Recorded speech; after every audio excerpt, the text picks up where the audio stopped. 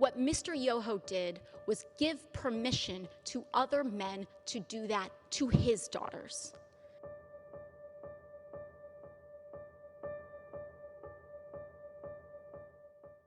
About 2 days ago, I was walking up the steps of the Capitol when Representative Yoho suddenly turned a corner, and he was accompanied by Representative Roger Williams, and accosted me on the steps right here in front of our nation's Capitol. I was minding my own business, walking up the steps, and Representative Yoho put his finger in my face. He called me disgusting. He called me crazy. He called me out of my mind. And he called me dangerous. And then he took a few more steps, and after I had recognized his comments as rude, he walked away and said, "I'm rude. You're calling me rude." I took a few steps ahead, and I walked inside and cast my vote, because my constituents send me here each and every day to fight for them and to make sure that they are able to keep a roof over their head, that they're able to feed their families, and that they're able to carry their lives with dignity.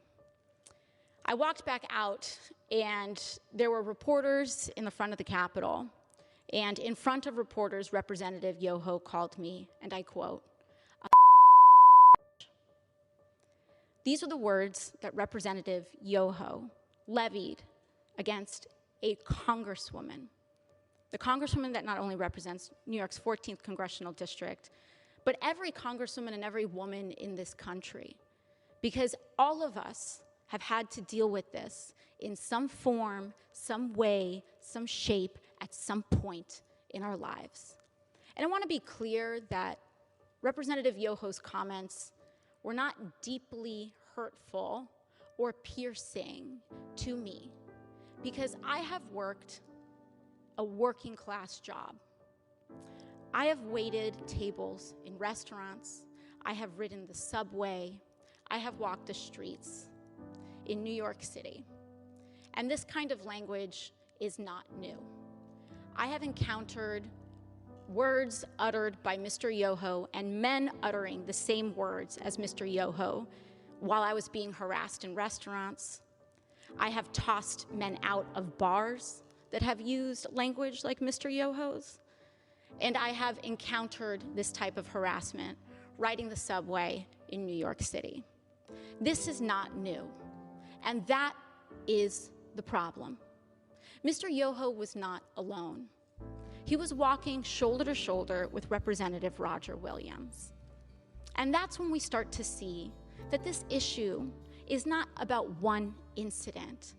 It is cultural. It is a culture of lack of impunity, of accepting of violence and violent language against women, and an entire structure of power that supports that.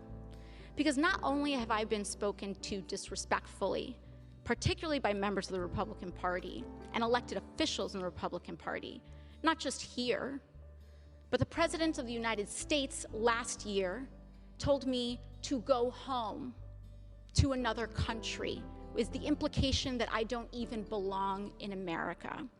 The governor of Florida, Governor DeSantis, before I even was sworn in, called me a whatever that is.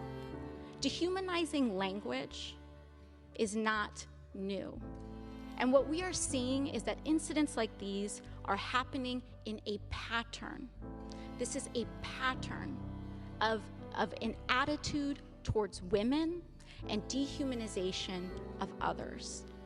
So while I was not deeply hurt or offended by little comments that are made, when I was reflecting on this, I honestly thought that I was just going to pack it up and go home. It's just another day, right? But then yesterday, Representative Yoho decided to come to the floor of the House of Representatives and make excuses for his behavior.